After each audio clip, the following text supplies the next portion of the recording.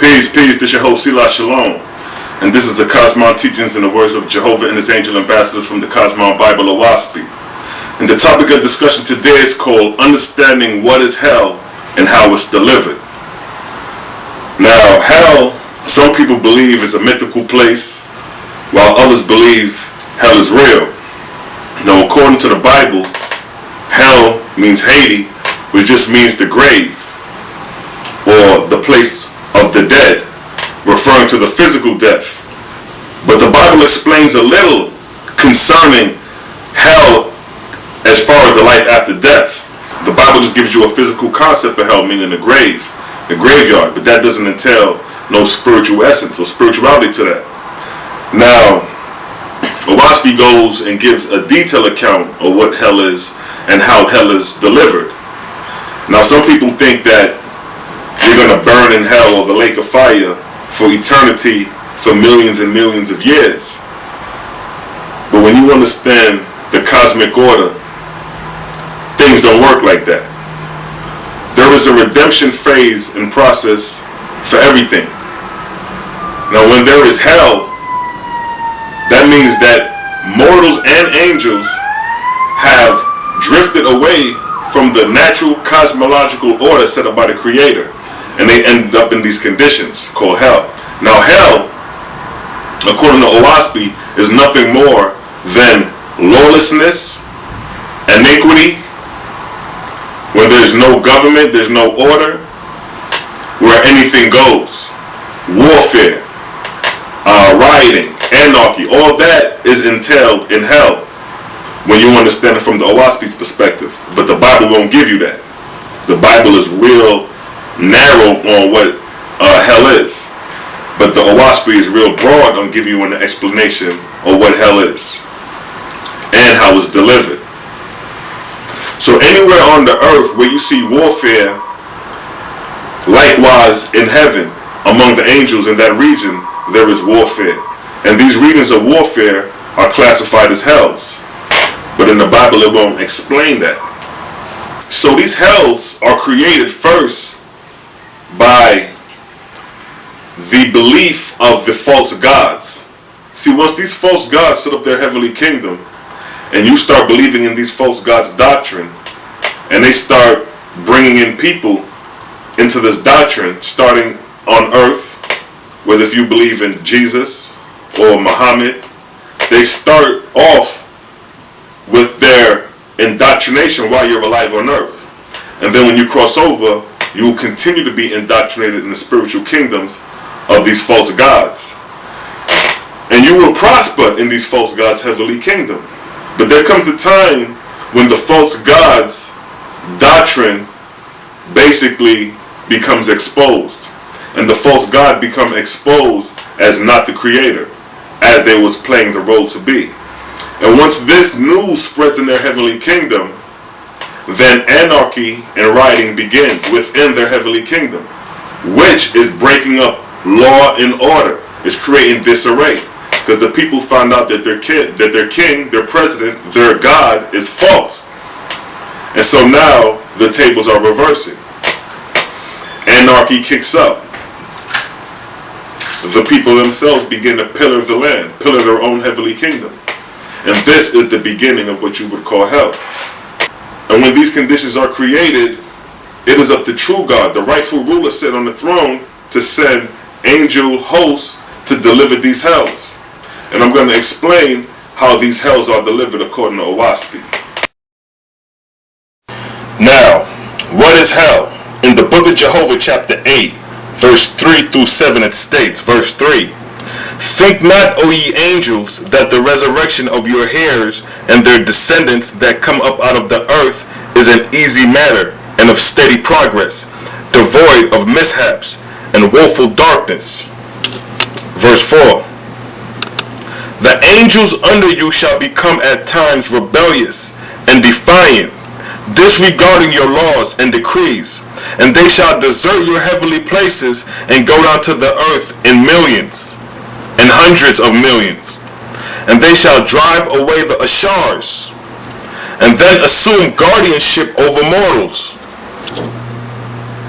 But they shall develop no righteousness under the sun, but they will inspire mortals to war and destruction. And these angels will themselves take to war and evil on every hand, within the place of your heavens.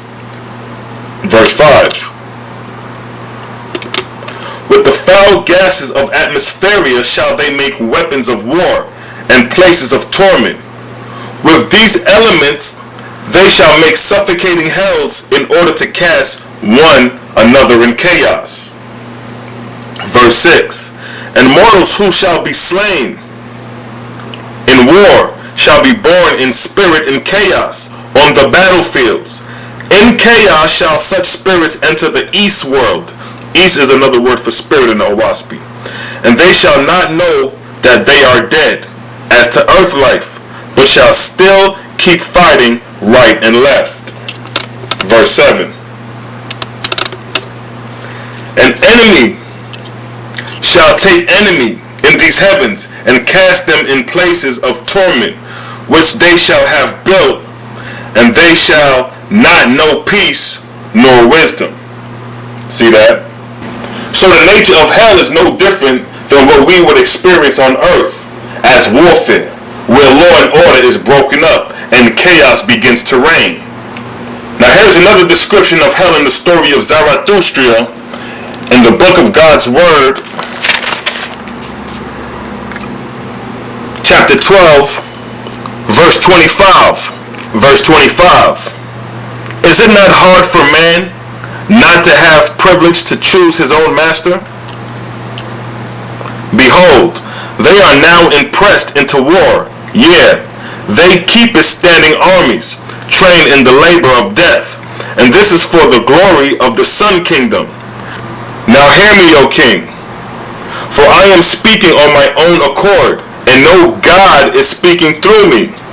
See, in the story of Zarathustra, God spoke through Zarathustra, like you have in the story of Jesus. But this predates the Jesus story. Now, and I declared unto thee, I have attained power to go in soul into the unseen worlds, and behold with my own eyes how it is with the souls of the dead. And I declare unto thee, there are great torments for the wicked. I have seen them in hell, with walls of fire going up around them day and night, suffocating fires of brimstone from which they cannot escape. And those slain in war, both those that are for the king and those against the king, are equally cast into ceaseless torment.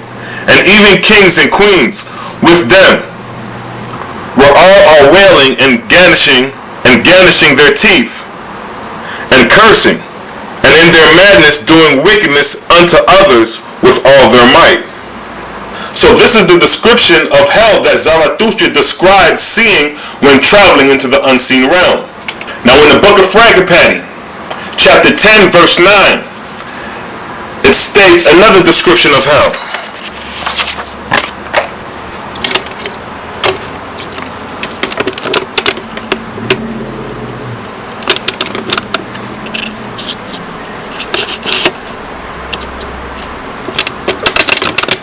Verse 9, where it states, Fragapati said, be not hasty against thy own philosophy, for I will show thee thy own wisdom by and by. So they traveled 7 days in hell, the lowest division of Hades, where there was neither government, nor order, nor truth, nor virtue, but torment and wailing and cursing. So here again, hell is described as a heavenly place or kingdom that is without law and order. And then again in the book of Fragapati, chapter 11, verse 4,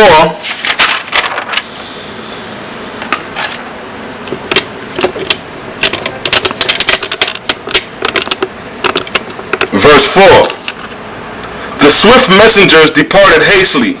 Fragapati then commanded the Avalanza, which is a spacecraft, to be archered for a day.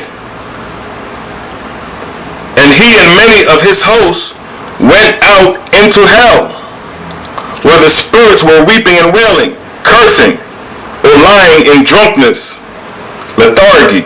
Many of them were naked and foul-smelling, and hundreds of thousands of them, having had diseased corporeal bodies while on earth, had now carried with them into hell the substance of their corruption, even the rottenness of, let me get it,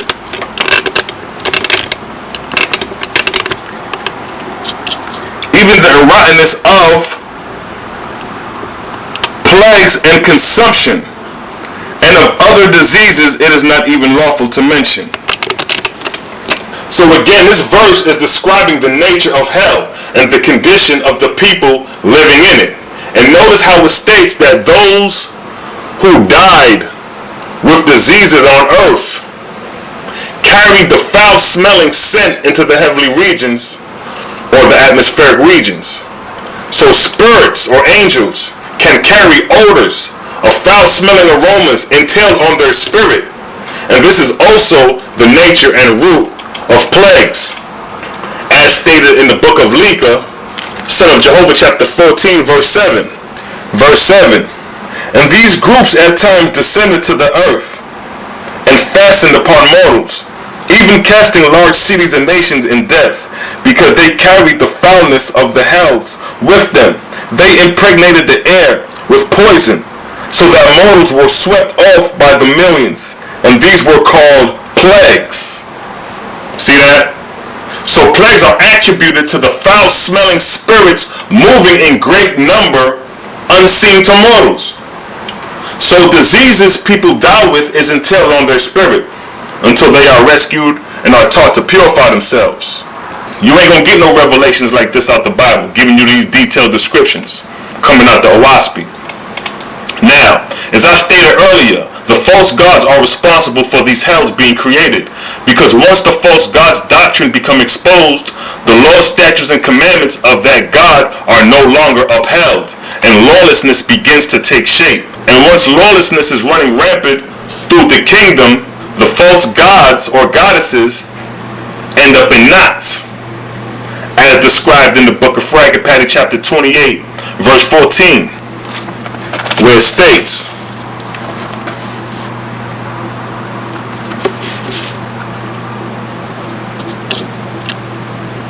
verse 14, the knot is nothing more nor less than a mass of millions and millions of spirits becoming panic-stricken, falling upon their chief or leader, who becometh powerless in their grip, and is quickly rolled up in the midst of a knot. See that? So this is the nature and condition of all false gods and goddesses at the end of their reign, when their heavenly kingdoms are totally exposed as false, and the people retaliate back upon the false gods, and this is the condition he or she will be in at the time that true God and his host has to come deliver this nonsense, or deliver these false gods. Now, as I gave you a description of hells and knots, now I'm going to show you how these hells and knots are delivered. Verse 15, and when the deliverance thus began at the exterior of the knot, peeling off the crazed and moaning spirits, they hurtle them backwards, where they are caught by the seconds, who in turn hurtle them into the alleyways, where they are again thrust forward till past the gate in the wall of fire. From the time therefore the druger, spirits of darkness, receiveth the thrust of the fire lamp in his face, he is not suffered to linger, but is whirled suddenly from one to another. So quickly he cannot fasten to another person or thing. For were they to fasten on even the deliverers, first one and then another, soon a second knot would result, because of which to untie a knot of 1,000 million crazed angels is not only a dangerous proceeding, but a feast of unusual grandeur to be undertaken by 5 million Etherians. Verse 16. To provide against accident, Hoab, the angel in charge, appointed Athrava to take charge of the delivered after they were beyond the walls. For Athrava had been long practiced in such matters, thousands of years. So Atrava divided and arranged the Drugers, spirits of darkness, into groups, placing guardians with fire rods over them, and in some cases taking the groups away and whirling them around with fire also. Verse 17. Now by the time 500 million of the knot were released, some of the external delivered groups began to tie themselves in knots. And when Atrava saw this, he said unto Hobab, Behold, they are becoming too numerous for my host. I have not sufficient guardsmen, Hobab said. Verse 18. Then will I cease a while, and instead of delivering, come and assist thee. Accordingly, Hobab suspended the battle for a time, and together they labored with those without, untying the small knots and arranging them in safer ways, placing a greater number of guards over them. Verse 19. This done, the Es'enors, which are angel musicians, struck up lively music, starting dancings and marchings. For such is the routine of the restoring process practiced by the gods. Then came the nurses, with chairs and words, with mirth and gaiety, following one diversion with another in rapid succession. But to the raving, manic, and to the stupid, and to the helpless blind, the physicians now turn their attention. Verse 20. Again, Hobab and his army fell upon the knot, pulling the external ones away, hurling them out, but not so rapidly, having fewer deliverers, for he had bequeathed an extra million to Avatra, outside the walls. And after another 300 million were delivered, Hobab ceased again, and joined with Atrava to assist and divide and group them in the same way. And he bequeathed another million of his army to Atrava, and then again resumed the attack on the knot, and thus continued till he reached the core of the knot, having untied the whole 1,000 million Drugers, gradually lessening his own army, enlarging that of Atrava. Verse 21. And when Hobab came to the core of the knot, behold, he found Obi, the false god, who falsely styled himself Thor, the Etherian. And in the midst of the knot, they had jewels of rare value, and stolen crowns, and stolen symbols, and rods, and holy water, and ornus, and incense, and a broken wheel of Jehovah, a broken triangle of the gods, and in fact a sufficiency of things whereof one might write a book in the description. Suffice it, a false god and his kingdom had collapsed, and he fell crushed in the glory of his throne. And there were with him 7 false lords, who were also crushed in the terrible fall. See that? And this is how hells are delivered, and knots untied, and the people restored and placed in heavenly places for their progression. And notice, when they got to the core of the knot, it was the false gods in the center. This is how these false gods always end up. And the root of these things transpire first on earth. The same wars you see on earth taking place, likewise in heaven, you see the same parallels. And with that, I'd like to say peace and blessings. Shalom.